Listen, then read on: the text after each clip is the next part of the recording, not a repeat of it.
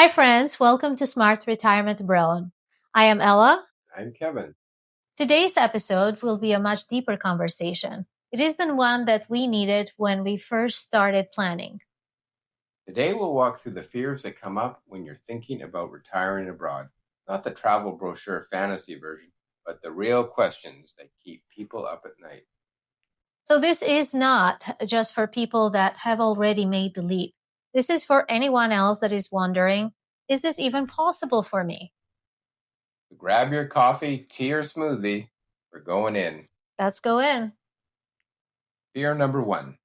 What if I get sick abroad? Yes, what if I get sick abroad? Well, as caregivers, we do get this fear very deeply. We are not just thinking about ourselves. We are thinking about our kids, our aging parents, and what happens when something unexpected hits. But here's what we've learned. In most countries we're considering, especially in Europe, Southeast Asia, and Latin America, healthcare is not only high quality, it's accessible.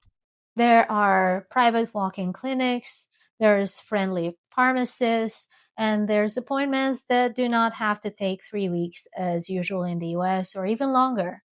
I had a swollen foot in Europe and I walked into the pharmacy and full conversation with pharmacist straight up recommended something that works, no appointment needed, and it costed less than lunch. We also found international insurance that covers both emergencies abroad and unexpected return visits to the US. Some international insurance policies offer up to 6 months US coverage for emergencies, which is great for peace of mind before Medicare kicks in. Yes, that's very important. We will talk more about this in our healthcare planning episode. It is very important, so stay tuned. But just know for now that there are plenty options. You do not have to be uninsured and unprotected. We totally do not recommend that. We will also talk about hybrid plans like keeping the US-based ACA marketplace plan while living abroad part-time or just turning it on when you come back home. Let's say there's fear number 2. What if I run out of money? This one hits everyone differently. Whether you're saving a lot or just starting late, there's a vulnerability to stepping away from steady income. That is very true. And retiring abroad, though, does not mean like you're stepping off a cliff, God forbid. It means you're just relocating your foundation. In many of the places that we have explored, a mere $2,000 a month goes a long way. We've created sample budgets, and we'll show you exactly how to break down rent, healthcare, transportation, food, entertainment, and U.S. emergency funds. Yes, and let's talk about that beautiful plan B that you gotta have in place. What happens if something happens at home? You will want a buffer fund for flights, temporary lodging, and healthcare in the US. That is longer than probably what your international insurance will cover. So that's why we do keep in mind to have a US-based checking account, emergency savings, and track airfare deals regularly. Some people think, what if I have to come back and I can't afford to stay in the U.S.? That's why you plan now. Now is the time. Downsize early, build flexibility, don't overextend. And if your finances are not quite ready yet, we got you. This channel is packed with ways to start prepping you right, downsizing tips, remote work, travel hacking, house sitting, early social security strategies, you name it.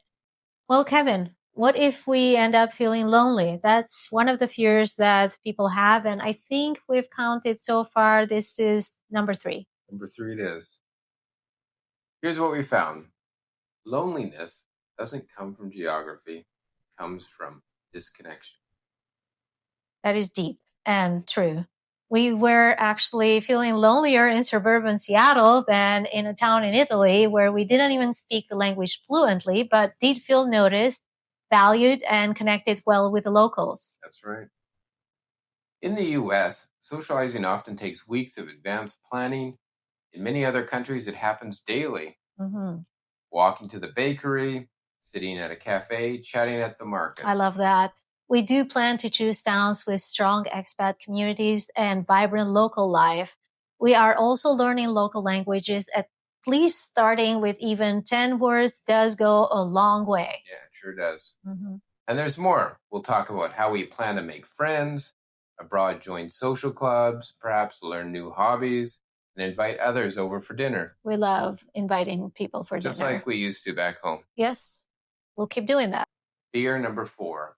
What if it's too complicated? Well, what if it is? Well, this one is common because let's face it, paperwork can be intimidating and visas, taxes, bank transfers, and the list goes on. Yep. But we promise you, it's like IKEA instructions. Looks impossible when you take it step by step, and by the end, you're sitting in your new dining room set. And don't ask how we know. So we have made a full visa planning checklist, and we will walk you through the common types, the digital nomad, non-lucrative visas, retirement visas, and how to hire legal help affordably. We'll also talk about how to set up remote banking, get international phone plans, and manage mail with services like iPostal One and Virtual Mailbox. So in the very end, all these fears do become just a simple list, and we will help you go through that list. Yeah, we'll be there all along. Are we on fear number 5? Yes, I think so. Number yeah. 5, I believe. And this one is, what if I regret it? Here's the deal. Regret doesn't usually come from trying something bold. It comes from not trying. Actually, yeah. Pretty deep again, Kevin. Yeah. That's your forte. But you can always come back. You can test different countries, and this is not a marriage. It is just a sabbatical with options. Regret is heavier than change. It drags at your energy, your imagination, and your joy. We're not here to avoid change. We're here to grow through it. Yes, we are. And if it is not for you, that is okay too. You will know. But we haven't met anyone yet who have moved abroad and regretted trying. Fear number 6. What if I retire early and feel unsure about my new identity? That is a sneaky one, especially for people who are financially ready but emotionally tied to work, the identity that they have wrapped around it, or family expectations. There's a narrative in this culture that if you're not grinding, you're not growing. That's false. It is surely false, and we've seen it that it is so much more different in other countries where life is slower living. We believe in purposeful retirement and not being passive in retirement. Early retirement is not quitting. It is just reinvesting your time. Yes, you get to choose what your next chapter looks like. For us, that's including travel, creating memories, and mentoring others. You have earned this, not because you are tired and burned out, but because you are ready to live very differently. That's right. Well, Kevin, we're at fear number 7. Number 7 it is. What if something happens at home?